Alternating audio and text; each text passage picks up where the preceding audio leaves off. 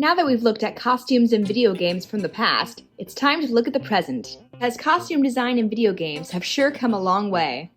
So, let's take a look at some of those designs, and see what costume in video games have come up with in more recent years. Now, I'm going to be focusing mostly on historic costumes, since, it's kind of my thing, and just what I enjoy talking about.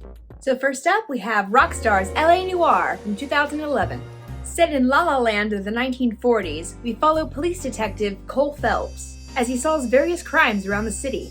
This game is notable for its use of motion capture on its characters to make their movements and expressions more realistic, which is actually part of the gameplay when you interrogate the suspects. While it does look a little bit dated now, it was groundbreaking back in 2011. But let's talk about the costumes. For the most part, this game really succeeds in capturing the look of a 1940s America. The men mostly wear suits with button-up shirts and slacks, but I particularly like the ties they included. The 1940s had some really fun tie designs, and it's one of the few areas where men could really express their individuality back then, so I'm really happy they included it. The women, likewise, have a very obvious effort to recreate the look of the 40s. All the structured suits with wide-leg pants and bold colors. For the most part, the clothes look great. The hair, however, I think needed a little bit more work. 1940s hair is known for being very sculptural with its victory rolls and big dramatic waves. So I don't know why everyone's hair is so flat. Maybe it has something to do with the mocap, or I don't know, but it looks odd. But aside from the weird hair, I could definitely tell that they tried to do their homework on this game. And for the most part, I would say they are successful, and it made for some fun noir adventures.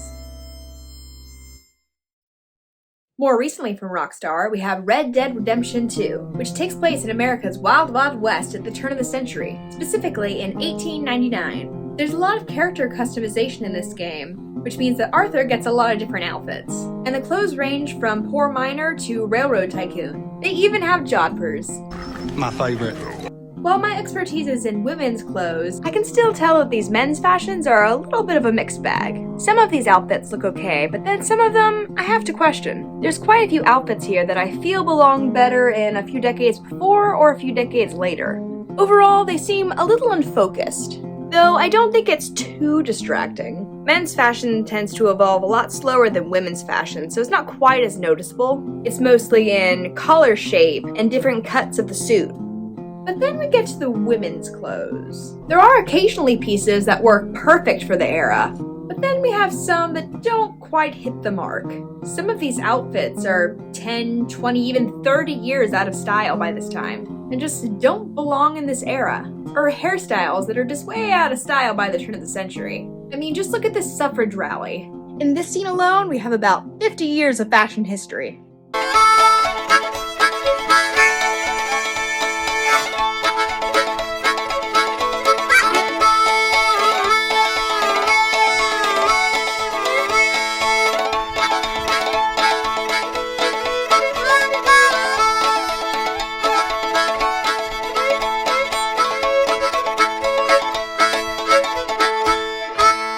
So, yeah, not great.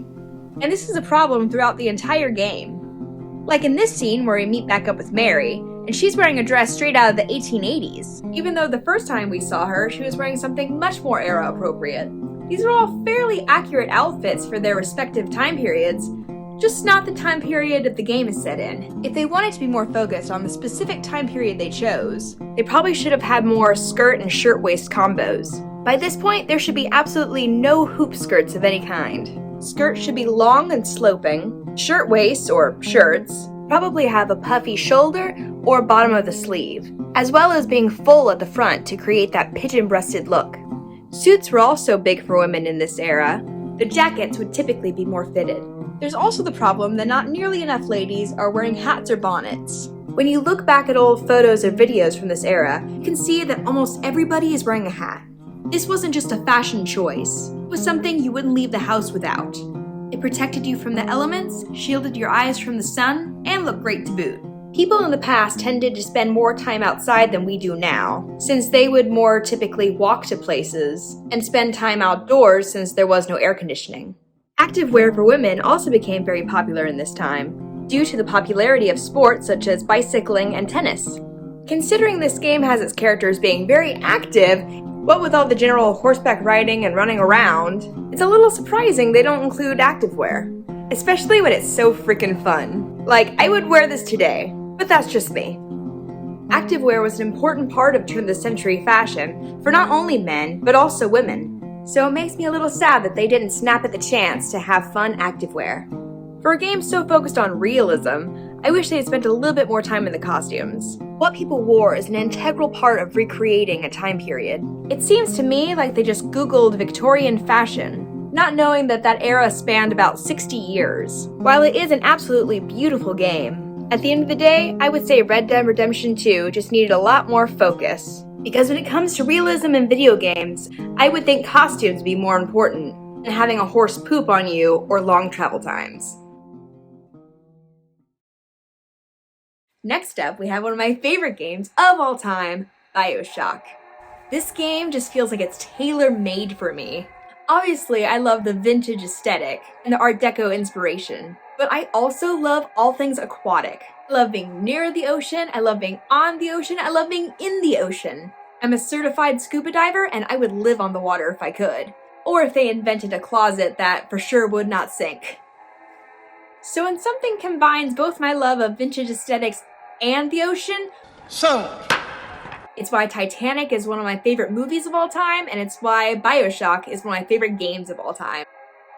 But putting my love for this game aside, let's take an unbiased look at its costumes. Now, side note, it was a little difficult to get clear video of the costumes in this game, since the people wearing them are usually attacking you. Mostly, I would have to let them hit me, or hope they got stuck. But hey, don't you do that, you're only gonna hurt yourself. And, everyone around me. Okay, alright, okay. But I tried my best, so here we are. Let's dive in. So first thing I gotta say about Bioshock's costumes is they're interesting. The first game is set in 1960 in the underwater city of Rapture. Now the city had fallen into chaos before this, so it's understandable that they're not wearing the most current fashion. That said, I don't understand why some of the splicers are dressed like they're from the 40s or even the 20s.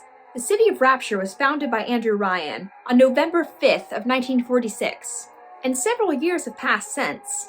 So the fashion really should have evolved past the 40s look. The city didn't go under until 1959, so we have a whole era of fashion I feel like we're missing here. And since the city is so secluded from the rest of the world, it would have been really cool to see how fashion evolved differently in Rapture. Rapture is all about creativity and exploration unbridled. So we could have gotten some really cool character designs if they leaned into that. But instead it looks like everybody just reverted back to the 40s or 30s or even the 20s. Technically, even the Art Deco architecture of the city would have been outdated at that point.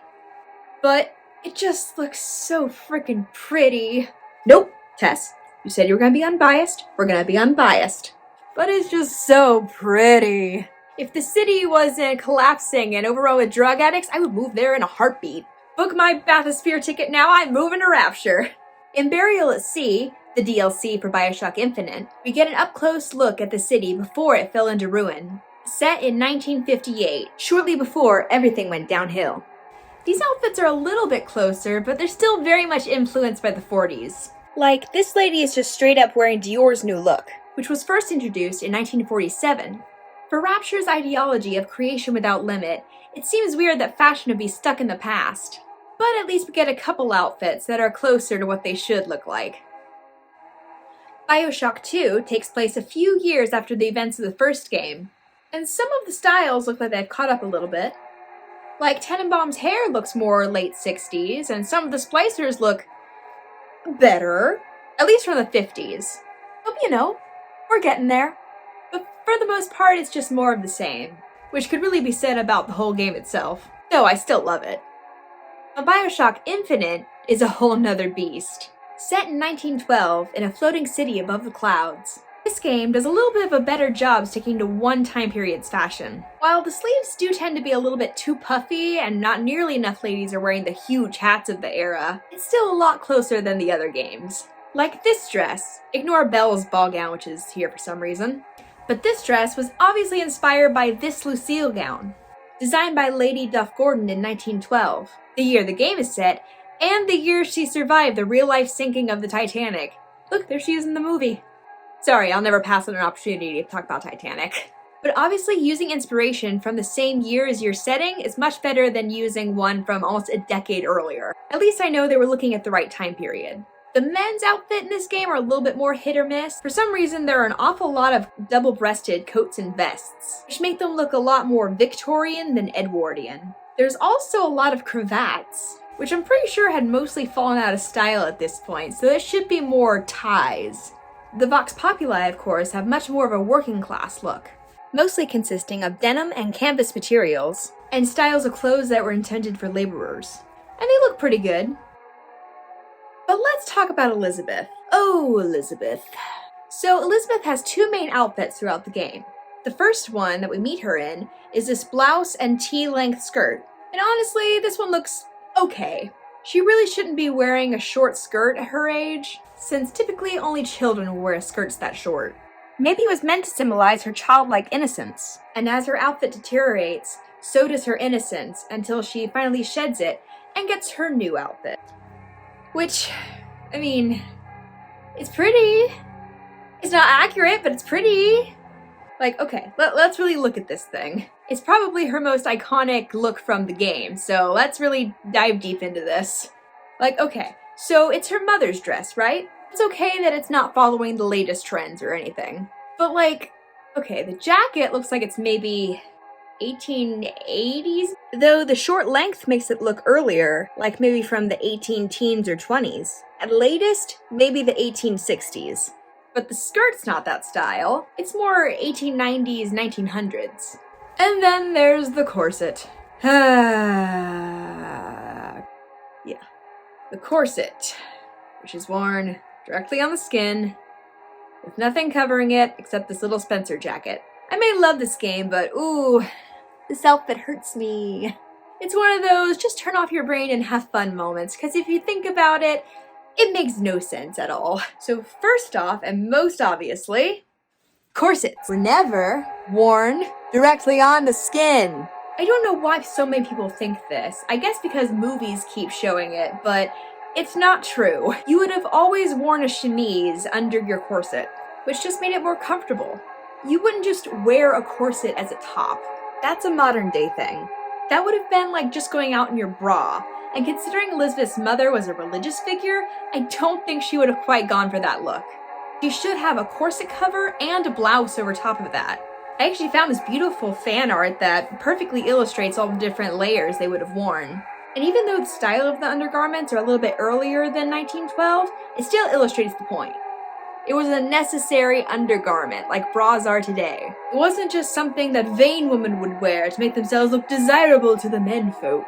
They're not an evil representation of female oppression, they're an undergarment. Because we ladies need support. Before we had bras, we had corsets. In reality, virtually no women tight lace their corset enough to do damage to their ribs or whatever. The idea of Photoshop and editing your photos is nothing new. If people back then had the technology to do things like this, then they could definitely make their waist smaller. But anyways, I'll get off my soapbox about corsets or we'll be here all day. So on the other end of the spectrum from Elizabeth's outfit, we have the Lutece twins. They look absolutely wonderful. I absolutely adore their matching suits. And like female suits like that were very much a thing in this time. And everything from the tie down to her shoes looks absolutely wonderful. I wish that same level of care had been taken with Elizabeth's outfit, but c'est la vie, whatever. But where all the games in the Bioshock series really shine are their more steampunk designs. Big daddies and big sisters using antique diving gear as armor. Colombian soldiers using Lady Liberty's head as a helmet. Just look how freaking cool they are! Look how hardcore they are going with that aesthetic! It could have so easily looked silly. That brilliant mixture of costume and sound effects just get me ready for a great fight.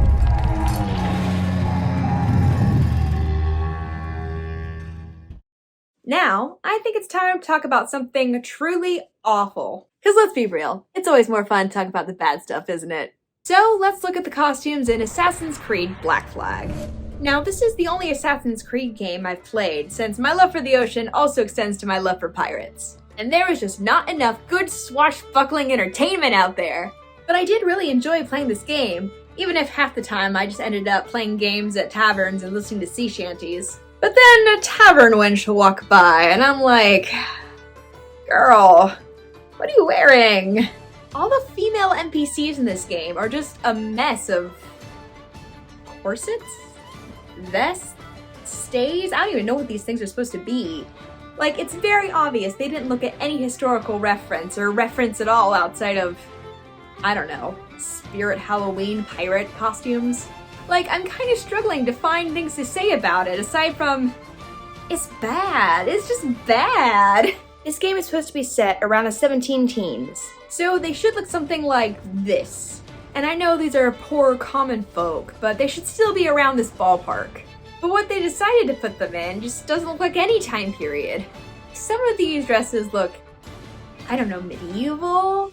And some look like 1890s can-can dancers. All the costumes in this game are just kind of a confused hodgepodge of different eras and fantasy tropes, really. And like, I know it's Assassin's Creed, so it's technically not really the past, or it's like a memory or a computer program. I don't really know. I kind of tune out every time we go to the future. I'm here for the pirates. Because the golden age of piracy was a fun time period fashion-wise.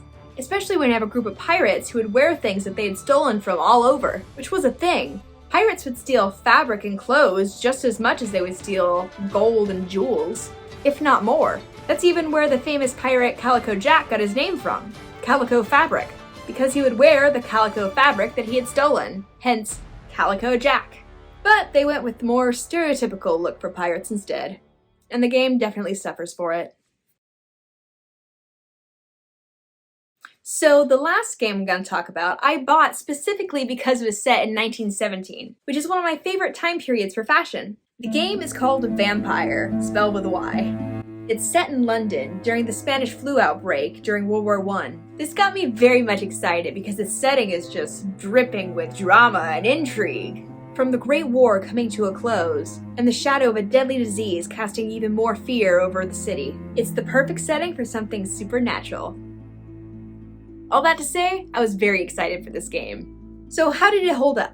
Well, the gameplay itself is pretty fun. It was also interesting playing a game about stopping a pandemic during our own pandemic, but the costumes? Well, let's take a look. So the main character, Jonathan, looks pretty good in his three-piece suit and his blue overcoat. I'm not sure about that padding on his jacket though. Like, it's not completely out of the realm of possibility, I just haven't seen any real-life examples of that from that era. It makes it look much more like a modern interpretation of Edwardian fashion, rather than something actually from the era. But then we look at the women's costumes. Again, why do they always struggle the most with the women? Yeah, here it gets a little messy. Like, you have a few characters with a 1920s style cloche, and on this lady in particular, it's just kind of odd. The color is just so bright, it doesn't match her angry, skeptical character. Not to mention that that style hat is iconic of the 1920s fashion. So either this homeless lady has a hat that's on like the cutting edge of fashion, or she's a time traveler. Both seem pretty unlikely to me. But let's look at some more important characters, like Lady Ashbury. Oh, a lady you say? You'd never know it by looking at her.